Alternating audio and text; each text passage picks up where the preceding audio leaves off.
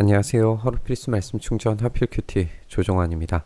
오늘 함께 나눌 하나님 말씀은 민수기 16장 16절에서 35절까지 말씀입니다. 모세가 고라에게 말합니다. 당신과 당신의 모든 사람은 내일 주님 앞에 나오시오. 당신과 그들과 아론이 함께 설 것이오. 각자의 자기 향로를 들고 그 안에 향을 담아가지고 주님 앞으로 나와야 하오. 각자가 향로를 가지고 오면 향로는 모두 250개가 될 것이요. 당신과 아론도 각자 향로를 가지고 와야 하오. 이렇게 시험이 시작되는 것을 우리가 보게 됩니다. 고라는 과연 이 권력을 차지할 수 있을까요? 모세와 아론, 고라와 250명의 추종자들은 각각 이제 향을 가지고 하나님 앞에 나와야 됩니다.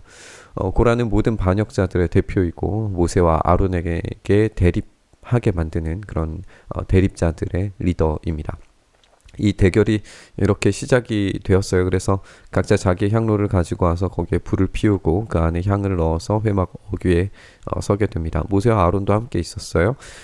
고라와 온 회중을 모두 회막 어귀에 모아서 두 사람과 이 대결을 하게 됩니다.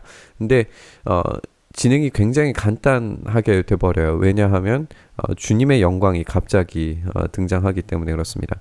주님의 영광이 온 회중에게 나타나게 됩니다. 지금 여기에 이제 등장하는 이야기에서 어떤 이 대결의 포커스가 맞춰지기도 하지만 결국 하나님이 이 시험 때에 오르는 것 같은 이미지를 우리가 지울 수가 없는 것 같아요. 여기에서 이제 주님의 영광이 갑자기 이제 온 회중 가운데 나타나심으로써 이 시험이 즉각적으로 이제 중단되는 것을 보게 됩니다. 주님은 시험 받으시는 분이 아니라 심판을 내리시는 분으로서 여기에서 이제 판결자로서 등장하시는 걸 우리가 보게 되는 거죠. 주님께서 모세와 아론에게 이제 다음과 같이 말씀하십니다. 너희는 이 회중에게서 따로 떨어져라. 내가 그들을 순식간에 없애버리겠다. 사실 지금 이 회중이 당해야 할 심판이라고 하는 것은 40년의 기간을 통하여서 그들이 모두 광야에서 죽게 될 겁니다. 그러나 이 지금 광야에서 죽음이 선고된 이후에 이런 반역이 일어나고 있기 때문에 지금 여기에서 순식간에 없애버리겠다라고 하는 것은 광야의 죽음을 지금 당장에 내리겠다라고 하는 선언과 별반 다르지 않을 거예요. 이때 모세와 아론이 땅에 엎드려서 부르짖습니다. 하나님, 모든 육체에 숨을 불어 넣어주시는 하나님, 죄는 한 사람이 지었는데 어찌 온 회중에게 진노하십니까?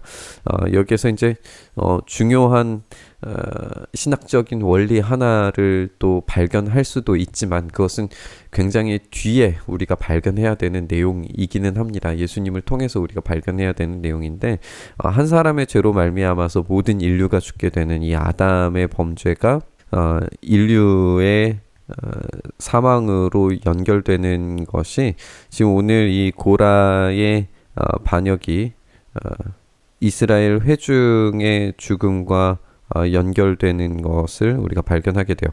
근데 여기에서 회중이 아무런 죄가 없느냐? 그렇지 않는 게 이 회중이 고라의 이 반역에 동조하고 있는 것처럼 보여지는 것들을 우리가 뒤에서 이제 발견하게 되고 이미 그들이 죽음이 선고된 상태라는 것을 우리가 생각을 해본다면 이 한 사람의 이 죄가 온 회중에게 진노가 쏟아지는 것이 하나님의 불의하심이나 하나님께서 너무 하시는 처사다 뭐 이렇게 생각할 수는 없습니다. 그런 이야기는 아닌 거예요. 다만 여기에서 이 모세가 중재하는 것은 죄를 지은 그 한 사람만 지금 여기에서 그 심판을 내려달라고 하는 이야기로 우리가 이해해야 합니다. 이렇게 한 중보자가 등장을 해서 이 중보자로 말미암아 이 심판이 유예되는 것, 이것이 이제 우리가 발견할 수 있는 원리입니다.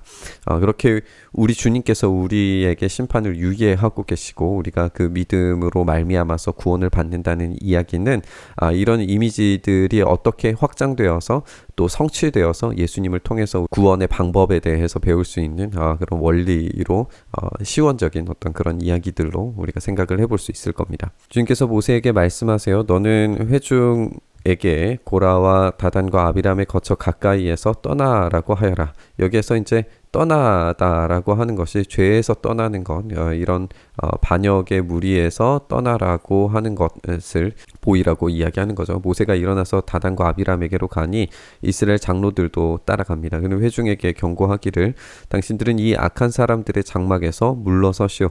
그들에게 딸린 어느 것 하나도 건드리지 마시오. 건드렸다가는 그들의 죄에 휘말려 함께 망할 것이오. 우리는 이 반역자들에게서 즉시 떠남을 명령받는 것을 보게 됩니다. 우리는 죄의 근처에도 가지 말고 즉시 떠나는 행동이 필요합니다. 그렇지 않으면 이 죄에 휘말리게 될 거예요. 이것을 우리가 염두에 두면서 우리가 어떤 속도로 어떤 방향성을 가지고 하나님 앞에 서야 되는지도 우리 함께 고민을 해봐야 할 겁니다. 이렇게 회중은 고라와 다단과 아비람에 거쳐 주변에서 물러섭니다. 다단과 아비람은 밖에서 나와서 그들의 장막 어귀에 섭니다. 그들의 아내와 아이들과 어린 것들도 함께 섭니다. 그때 모세가 말하기를 당신들은 이제 곧 이 모든 일이 내 뜻대로 된 것이 아니라 이 모든 일을 하도록 주님께서 나를 보내셔서 된 일임을 알게 될 것이다 라고 그렇게 이야기를 하고 있습니다. 우리는 여기에서 이제 이 아내와 아이들과 어린 것들도 함께 섰다라고 하는 이 이야기를 주의 깊게 생각해야 됩니다. 왜냐하면 이후에 고라 자손이 계속해서 레위 지파의 일들을 감당하고 있는 것을 우리가 발견하게 되거든요. 그러니까 여기에 그들의 아내와 아이들과 어린 것들도 함께 섰지만 이 즉시 떠난 사람들도 있었다는 거예요. 오직 그들의 선택에 따라서 일어난 일이라는 것을 우리가 알 수 있어요. 이 모세의 심판 선언이 이 모든 일의 주체와 주권자가 하나님이시라는 것을 여기에서 아주 분명하고 명백하게 밝히는 것이 어떻게 보면 이 이야기의 핵심입니다. 이것은 모세의 능력이나 기적과는 전혀 상관이 없습니다. 모세는 다만 보내심을 받은 사람일 뿐입니다. 이제 그들에게 내려진 이 심판의 이유가 분명하게 등장을 하게 되는데요. 이 사람들이 보통 사람이 죽는 것과 같이 죽는다면 이 모든 사람이 겪는 것과 같은 죽음으로 죽는다면 주님께서 나를 보내신 것이 아니요. 그러나 주님께서 당신들이 듣도 보도 못한 일을 일으켜서 그 땅이 그 입을 벌려서 그들과 그들에게 딸린 모든 것을 삼켜서 그들이 산채로 스올로 내려가게 되면 그때에 당신들은 이 사람들이 주님을 업신여겨서 벌을 받는다는 것을 알게 될 것이요. 여기에서 이제 이 이유를 확실하게 확인을 하게 되는 거죠. 그들은 어떤 경건한 이유를 먼저 댔었죠. 모든 회중이 다 거룩하고 하나님께 선택받은 사람인데 당신들이 지금 월권을 하는 것 아니냐라고 고라가 반역을 한 건데 그것이 바로 주님을 업신여겨서 일어난 일이다 라고 하는 거예요. 그러니까 우리가 어제도 함께 살펴본 것처럼 이들의 반역의 명분은 경건하게 민주주의적인 어떤 방식의 리더십을 요구하는 것처럼 보였지만 결국 그들의 잘못은 이 모든 일의 주권자이신 하나님을 전혀 생각하지 않고 고려하지 않았다는 데 있었던 거예요. 그들에 대한 합당한 보응은 결국 이 땅이 입을 벌려서 그들을 삼키는 일이었습니다.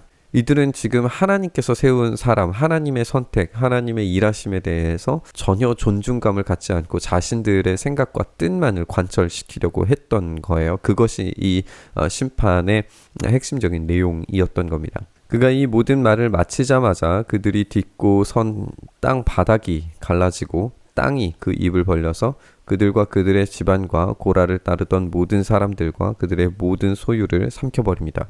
그리고 그들과 합세한 모든 사람들도 산채로 스올로 내려갔고 땅은 그들을 덮어버립니다. 그들은 이렇게 회중 가운데에서 사라지게 됩니다. 여기에서 이제 이 고라의 반역의 핵심적인 내용이 그들의 악의적인 거짓말과 연결되어져 있다라고 하는 사실을 생각을 해봐야 됩니다. 그것은 무슨 말이냐 하면 그들이 가나안 땅을 정탐했을 때에 그 땅의 거민들을 집어 삼키는 땅이라고 그렇게 거짓말했었어요. 그런데 오늘 이 본문을 보니까 이제 그 땅이 그들을 덮어버립니다. 광야 땅이 그들을 덮어버리는 거죠. 그들의 아우성 소리에 주변에 있던 모든 이스라엘 사람들은 땅이 우리마저 삼키려 하는구나 라고 그렇게 소리치면서 달아나요. 이것으로써 그들 모두가 이 반역의 암묵적인 가담자였다라고 하는 사실을 살펴볼 수 있습니다.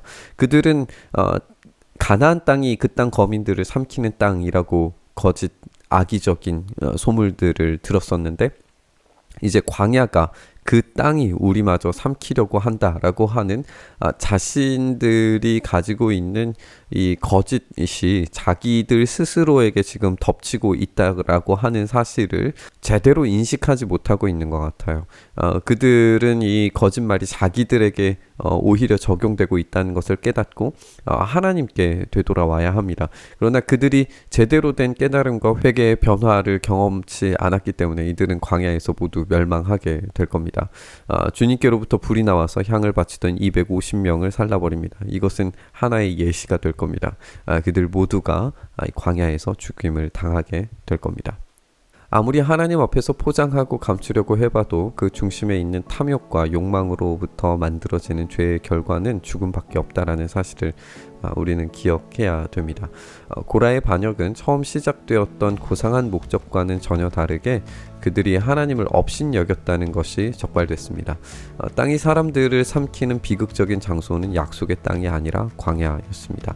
바꾸어서 말하면 그들이 차지하고자 했던 모든 욕망과 거짓말의 모양들로 그들 스스로가 삼켜졌다라고 하는 겁니다. 우리는 우리의 죄가 우리를 삼키지 못하도록 해야 됩니다.